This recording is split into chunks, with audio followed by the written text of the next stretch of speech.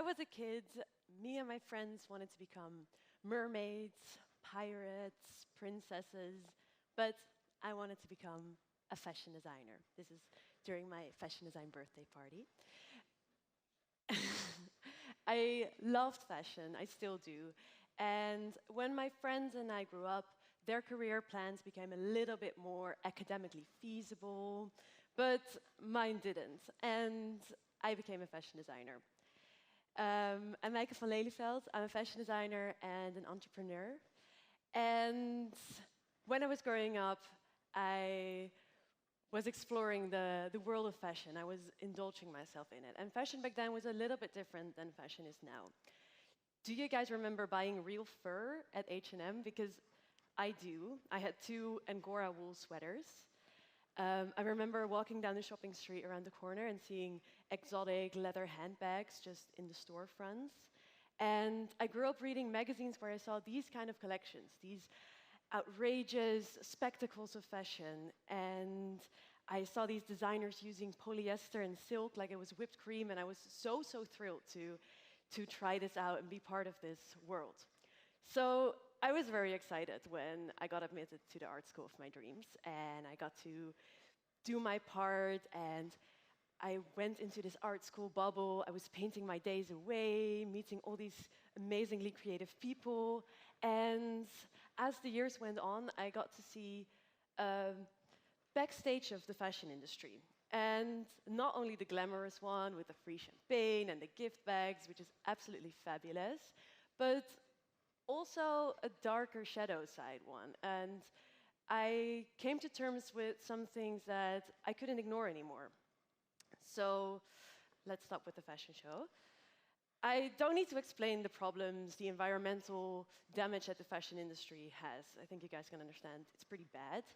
But I want to highlight 2 things that made a really big impact on me. The first thing is overconsumption and overproduction. So overproduction is rest waste. It's materials and garments that are being made but don't end up in a store. But mostly it's pieces that have been made, went all the way from wherever they were produced into a store and don't end up being sold. So if we look at all these pieces, how many of these end up unsold? It's 1/3. If you walk into a store, 1/3 of the garments you see will not be sold.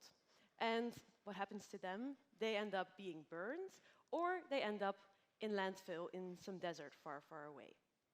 So the environmental impacts of this are pretty severe, of course, but let's talk about the financial ones. How much does this cost us, all this waste?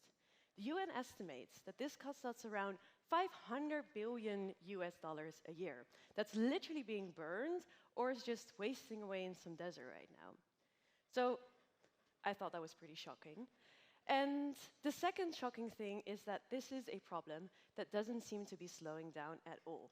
You've all seen these videos. We live in a very strange time where we have never spent as much on fashion as we're doing right now, while on the same hand, we never spent as little per garment as we're doing right now. So we're buying more items, we're spending more money, but on the same hand, we wear pieces less and less often and throw them away much quicker. So as my graduation came closer, I realized that this was a dead end for fashion, and something needed to change.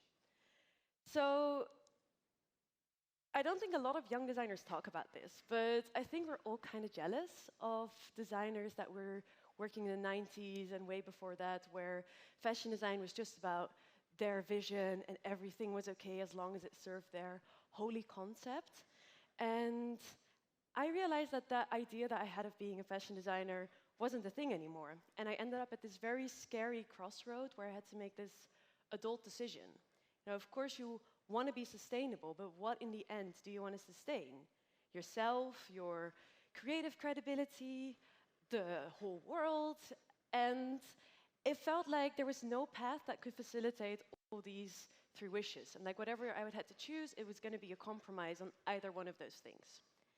And I wasn't alone in feeling lost in this. It was pretty weird for me to see all these wonderfully creative people that I just met all struggle with the same problem, you know? And that got me thinking, how is it possible that there is a fashion system that fills young designers so much that it feels like whatever decision they try to make, it's going to feel like the wrong one. And if we take a step back and look at the industry as a whole, is it even possible to create an equal system where we don't kill the planet and where we don't kill the people living in it? Luckily, I think so, if we democratize the fashion industry. Let me explain what I mean. Right now, we have a vertical fashion industry, a very hierarchical fashion industry. Up top, we have the power, we have the wealth, we have the rich countries, the people that are making decisions. All the way on top, we have the richest man in the world, who is the CEO of the biggest luxury group in the world right now. While on the bottom, we have some of the most unhealthy, some of the most dangerous, and severely underpaid jobs, sometimes for $1.50 a day. And it's not only a hierarchy in terms of power, it's also a hierarchy in terms of geography. You know, here are the people that have money and that have access. Right now, I could pull my phone out, order a top, and it would be at my house tomorrow morning, probably. But if I decide that that top is just not for me, or in the winter I'm kind of over it, where's it going to end up? It's not going to end up in my backyard. It's going to end up in a country somewhere here, or it's going to be burned here. And the same goes for the production labor, the resources that are being used. The toxic dye that is being used to dye my cute little top, it's not going to end up in the Sparne. It's going to end up in a river somewhere here. So this big disconnect is the problem. A disconnection that is caused by scale, internationality, and also a lack of transparency in the whole industry. And I believe that if we democratize the fashion industry, we can flip it around. Make it a horizontal system, a system where the power is distributed equally, where the money is distributed equally, where the burdens are distributed equally, and where everyone has an equal vote, just like a democracy. But how do we make a good democracy? I would like to use the trias politica system for this. So this is a philosophy based on the idea that if you want to have a good democracy in a country, you need three separate powers. Powers that step in and control each other and can help out whenever someone else is doing something wrong. And this is a system that can be perfectly applied to the fashion industry. So first, we have the industry itself, the brands, the companies, designers like me. And the vision that I have for this industry is that we can create a system, I really believe it, that we can create a system that takes responsibilities for the resources that we use, but also for the things that we make, even if they're not getting sold, but also after they get sold. A system where we take responsibility and where we're honest and transparent about it, to each other, to the consumers, and being transparent about what we're trying to reach. Which is, of course, a very nice vision of me, but we do need a second power. Oh, I already revealed the third one. The judiciary, the policymakers, the lawmakers. We have people like me which have a great vision, but also some companies that maybe need a gentle nudge into the right direction.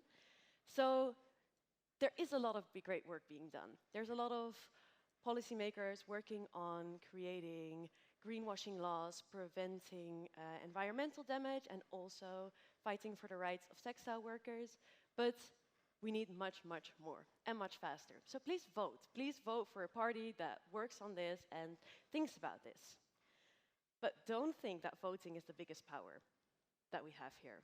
Because our biggest power is here, with us, the consumers, the people that have money. You know, the people here, us in this room, we are like the top 1% in the world. That's like here on the scale. You know, so try to see this money as a ballot. Because what we do with our money is going to make a change.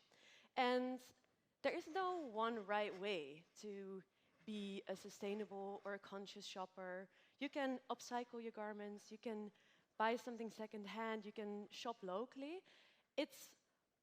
None of it is better than the other. It's all great because it means that you realize that what you're doing with your money is making a change in the world.